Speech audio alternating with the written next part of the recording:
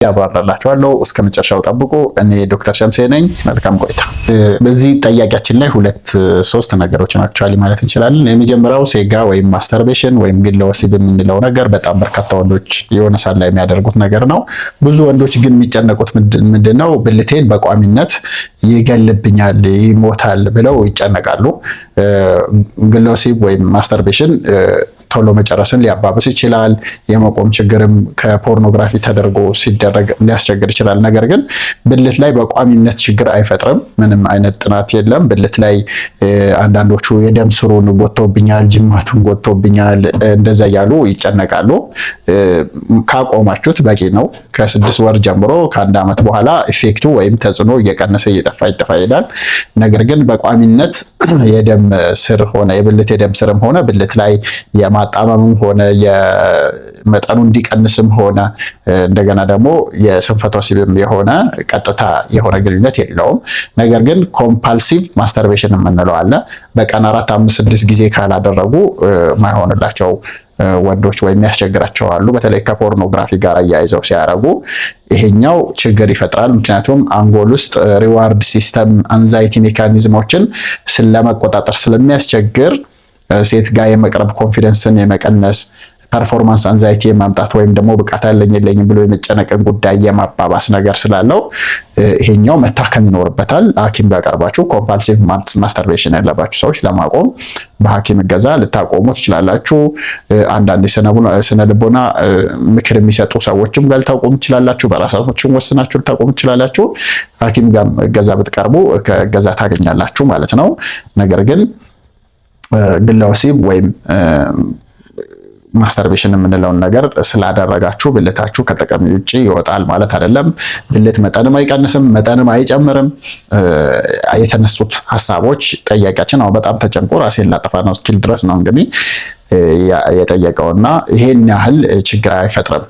ነገር ግን እንደዚህ ለረጅም ጊዜ ግለ ወሲብና ፖርኖግራፊ እያዩ ለረጅም ጊዜ የቆዩ ወንዶች ሴት ጋር ሲቀርቡ ቶሎ የመጨረስ ችግር ብዙ ጊዜ ይገጥማቸዋል። እሱም ቢሆን በሂደት እየታከመ ለውጥ የሚያመጡበት አጋጣሚ ይኖራል። ሐኪማቸው ጋር መነጋገር ይኖርባቸዋል። ፖርኖግራፊ እያዩ ከነበረ ደግሞ የመቆምም ችግር ሊገጥማቸው ይችላል። እሱም ቢሆን መታከም ይችላል ማለት ነው።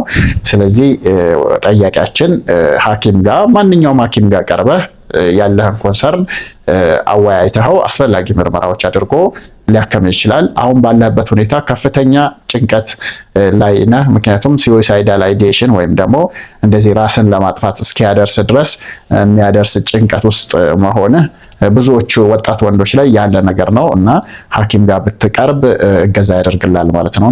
እኔም ክሊኒክም የመጡ አሉ ራሳቸው ላይ የተኮሱ ሰዎች ገጥሞኝ ያውቃሉ በጭንቀት ማለት ነው። ስለዚህ ብዙ ሰው ላይረዳህ ይችላል። ብዙ ሰው ይሄ ነገር እንደዚህ እንደሚያስጨንቅ ላይ ገባው ይችላል። ነገር ግን አንዳንድ ወንዶች በዚህ ምክንያት በጣም ከፍተኛ ጭንቀት ውስጥ ይገባሉ። የተሻለው መንገድ የጤና ባለሙያ ጋር ቀርቦ ጭንቀትህን አወያይቶ አስፈላጊውን ሕክምና በማግኘት ከዚህ ጭንቀትህም ካሉብህ ትምህርታዊ መረጃዎችም አግኝተህ የተሻለ ህይወት መምራት ትችላለህ። ጠያቂያችን ሌላኛው ብዙ ወንዶችን የሚያስጨንቀው ጉዳይ ምንድነው? የብልት ፈሳሽ ነው። ኖርማል የብልት ፈሳሽ እና ችግር ያለው የብልት ፈሳሽ ብዙ ወንዶች አይለዩም።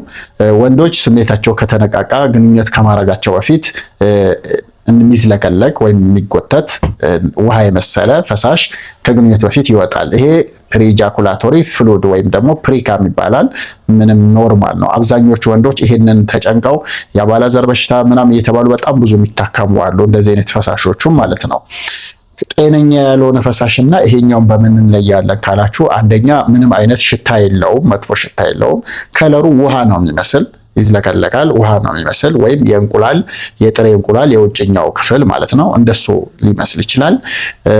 ከግንኙነት በፊት ብዙ ጊዜ ወይ ስሜት ተነቃቅቶ ሲበርድ ወይ ደግሞ በአጠቃላይ ስሜት የሚቀሰቅስ ነገር ኖሮ ነው ፈሳሹ የሚመጣው። ካውፐርስ ግላንድ የሚባል አለ። የወንዶች ብልት ውስጥ ላይ ያሉ ግላንዶች ይሄን ፈሳሽ ያመነጫሉ ስሜት ሲነቃቃ። ይሄን ፐርፐዙ ምንድነው? ግንኙነቱን ስሙዝ ለማድረግ ልስልስ ለማድረግ እና እንደዚሁ ሽንት በተፈጥሮ አሲዲክ ነው። ሽንት ስለሆነ የሚተላለፍበት ለብዙ ጊዜ የወንድ ብልት ያንን አሲዲክ የሆነውን ለማስተካከል ኒውትራላይዝ ለማድረግ ይሄ ፈሳሽ ይረዳል። ስፐርምም ጤናውን ጠብቆ ወጥቶ ሴት ጋር ለማስረገዝ የሚረዳ ፈሳሽ ነው። ስለዚህ ይሄ ኖርማል ፈሳሽ ነው። ፕሪጃኩላቶሪ ፍሉድ ይባላል ወይም ደግሞ ፕሪካም በመባል ይታወቃል። ነገር ግን ሽታ ካለው እንደገና መልኩ ደግሞ ቅድም ከነገርኳችሁ ከተለየ ለምሳሌ ቢጫ ወይም አረንጓዴ ፈሳሽ ከሆነ ማቃጠል ካለው ሽንት ማቃጠል ካለ እሱ ፈሳሽ ሲወጣ ራሱ ማቃጠል ካለው ያኔ ችግር ነው ተብሎ የፕሮስቴት ኢንፌክሽን ሊሆን ይችላል ወይም የአባለዘር ኢንፌክሽን ምልክት ሊሆን ይችላል። ምርመራ ማድረግና መታከም ያስፈልገዋል። ነገር ግን ብዙ ጊዜ በወንዶች ሳያውቁ ይሄኛው ያስጨንቃቸዋል። ጠያቂያችንም የጠየቀው ፕሪጃኩሌተሪ ፍሉድ ነው፣ ግንኙነት ከማድረጉ በፊት የሚመጣ ፈሳሽ ነው። ይሄ ኖርማል ነው። ሌላኛው ጠያቂያችን ኤስኤስአርአይ ወይም ሴሌክቲቭ ሰሮቶኒን ሪአፕቴክ ኢንሂቢተር የተባሉ የመድኃኒት ዝርያዎች ለቶሎ መጨረስ በብዛት ይታዘዛሉ።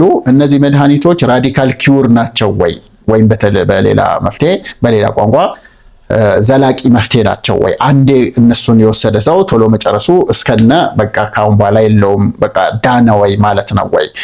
ኢንፋክት የስንፈተ ወሲብ ማንኛውም መድኃኒት ስትወስዱ ማዳኛ ነው ወይ? ይድናል ወይ? አንድ ሰው የሆነ መድኃኒት ስለወሰደ ግንኙነት ላይ ያለው ብቃቱ እድሜ ልኩን እስኪሞት ድረስ አሪፍ ያደርገዋል ወይ? አጭሩ መልስ አያደርገውም። የለም እንደዚህ አይነት መድኃኒት። ሌሎችም ለመቆምም ይሁን ለቶሎ መጨረስም ይሁን ለፍላጎትም ይሁን የሚታዘዙ ከሴክስ ጋር የተያያዙ መድኃኒቶች የሚታዘዙ ብዙ ሰዎች የሚጠይቁን ጥያቄ ስለሆነ ነው። ዘላቂ መፍትሄ ነው ወይ? ዘላቂ መፍትሄ ነው ወይ ማለት ኪውር ነው ወይ? እንደ ጠያቄያችን እንደሆነ ይድናል ወይ የሚል ጥያቄ ይጠይቃሉ። እንደዚህ አይነት የለም። ይድናል ማለት አይደለም። ከዳነም በራሳችሁ ጥረት ሊድን ይችላል። ለምሳሌ ቶሎ መጨረስ ቢሄቪየራል ቴራፒ አለው። ሰውየው ራሱን መቆጣጠር የሚያስለምድበት እንደ ኪግል ኤክሰርሳይዝ፣ ስታርት ኤንድ ስቶፕ ቴክኒክ።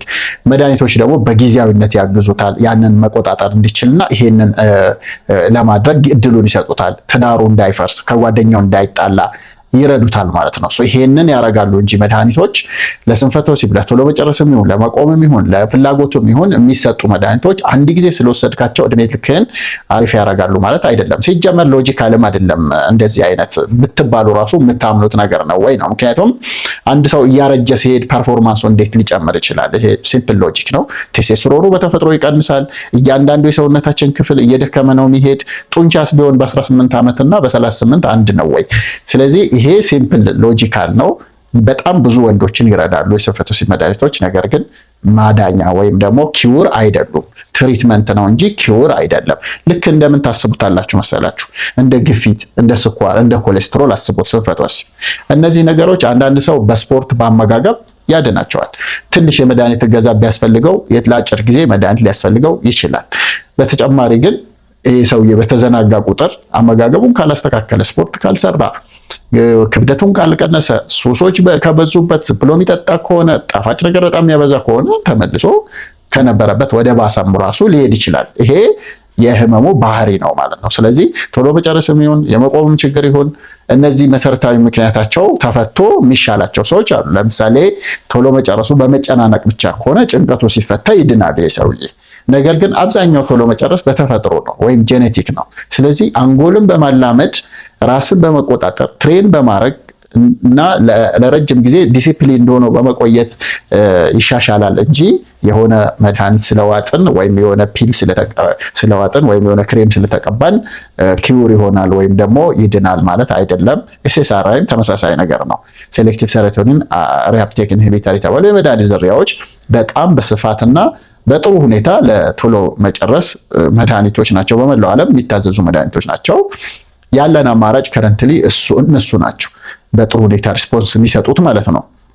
እነሱም ቢሆን ግን ስታቆማቸው ወደ ነበርክበት ትመለሳለህ። ስለዚህ አንደኛ ሲቆምም ቀስ ተብሎ የሚቆመው ለአንድም ለዛ ነው። ሰውየው ሌላ ነገሩን አሻሽሎ ሌሎች ቴክኒኮችን ተጠቅሞ የመድኃኒቱ የተቀነሰ እንዲቆምለት ነው እንጂ ዓላማው የሚደረገው መድኃኒቱን ስለወሰደ ኪውር ነው ብሎ ካሰበ ብዙ ጊዜ አንሪያሊስቲክ ኤክስፔክቴሽን ወይም ያልተገባ ከሆነ ነገር መጠበቅ የበለጠ ዲስአፖይንት ያመጣል ወይም ደግሞ ዲስአፖይንት ላይ ያደርጋቸው ይችላል ማለት ነው። አንዳንድ ሰዎች በነገራችን ላይ በሴክሹዋል ሄልዝ ዙሪያ ላይ ሰዎች በብዛትን የማያቸው ሁለት አይነት ጫፍ ላይ ይሆናሉ። አንዳንዶቹ ምንም ሕክምና የለውም ብለው ተስፋ ቆርጠው በቃ ራሳቸውን አግልለው ትዳርም አይዙም 60 ዓመት ድረስ ምናምን ተስፋ ቆርጠው፣ አንዳንዶቹ ደግሞ በቃ ይታከማል ሲባል አንድ መድኃኒት ስለወሰደ በቃ ይድናል የሚል መልእክት ይይዙና ይሄም ስህተት ነው። ስለዚህ ምንድነው እንደ ግፊት፣ እንደ ስኳር፣ እንደ ኮሌስትሮል ይታከማል ስንል እንደዛ ማለታችን ነው። አንድ ሰው ኮሌስትሮል ካለበት ውፍረቱን ሲቀንስ፣ ስፖርት ሲሰራ፣ አመጋገቡን ሲያስተካክል እንደሚስተካከልለት መድኃኒትም ሊያስፈልገው ይችላል። ከፍተኛ ደረጃ ከሆነ ኮሌስትሮሉ ግድ መድኃኒት ያስፈልገዋል። ስለዚህ ልክ እንደዚሁ ቶሎ መጨረስ ወይም የመቆም ችግርም ያለባቸው ሰዎች እንደዚህ ይታከማሉ ማለት ነው። በመድኃኒት ይታከማል ሲባል እንደዛ ለማለት ነው እንጂ የሆነ መድኃኒት ለማዳን ያለው አሁን ከረንት ላይ የለም ማለት ነው።